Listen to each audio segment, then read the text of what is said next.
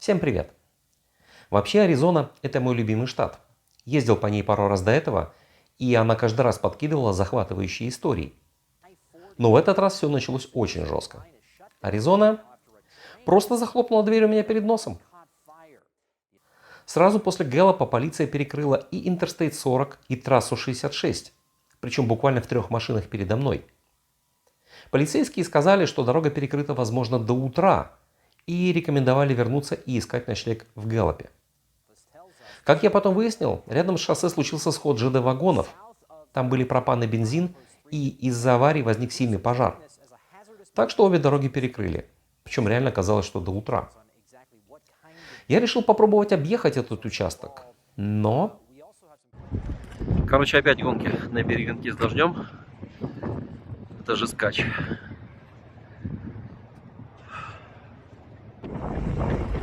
Где-то там светит солнышко, и там хорошо. Но, блин.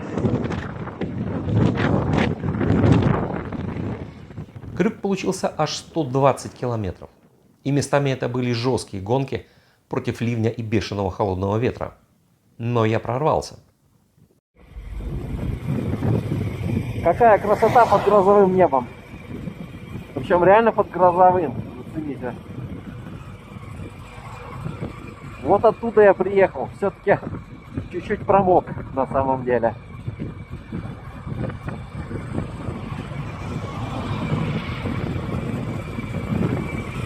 Но впереди, слава богу, почти чистое небо. В Холбруке меня ждал очень колоритный Вигвам-мотель. И очень нужный мне горячий душ, чтобы согреться.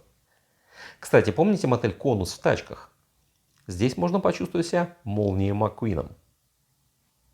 Следующее утро опять жуткий холод. Но хоть от дождя успел уехать. Даже поймал немного солнца на шоссе в сторону Флагстафа. Вот только ветер был сильный и очень холодный. Вообще Флагстаф для меня это отдельная история, стоящая того, чтобы на нее отвлечься. Итак, 2015 год. Мы с женой планировали прокатиться на арендованных мото по трассе 66 из Вегаса вокруг Гранд-Каньона. Но на второй день где-то в пустыне на 89-м шоссе у моего мотоцикла внезапно умерло сцепление. Напрочь. Как договаривался о решении проблемы с арендодателем, это вообще отдельный триллер. Но главное, что в итоге за нами выслали эвакуатор, который отвез нас обратно на трассу 66 во Флагстаф. Мы вообще не планировали посещать этот город, так что мотель я выбрал по совету эвакуаторщика. Просто прямо напротив мотосервиса, где мне на следующее утро должны были поменять мод.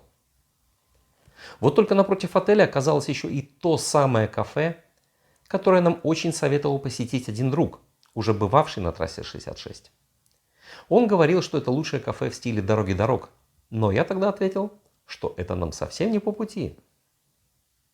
И вот 2016 год.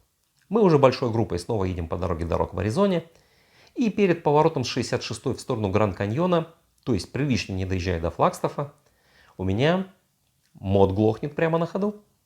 Что? Опять? После того, как он пару раз оживал и опять глох, я решил, что это жужжит неспроста, и снова был вынужден поехать менять мотоцикл во Флагстаф.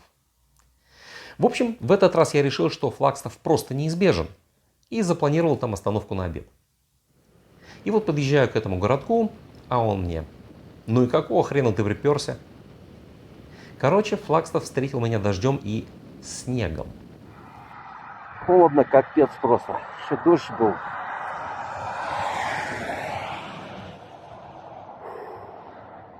Это прям перед Флагстафом, где-то, ну, наверное, в 10 километрах от городка.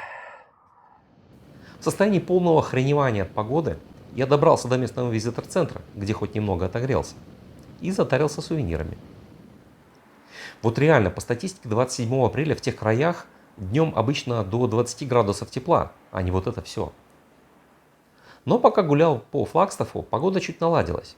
В смысле, хоть солнце стало выглядывать. Да и пешком ходить, это не ехать, без ветра явно теплее. Мотик же у меня трушный, без ветровика и всяких подогревов. Хотя даже со всей одеждой, которую я нацепил, мне совсем не было жарко даже пешком. Честно говоря, выезжать обратно на трассу не особо хотелось.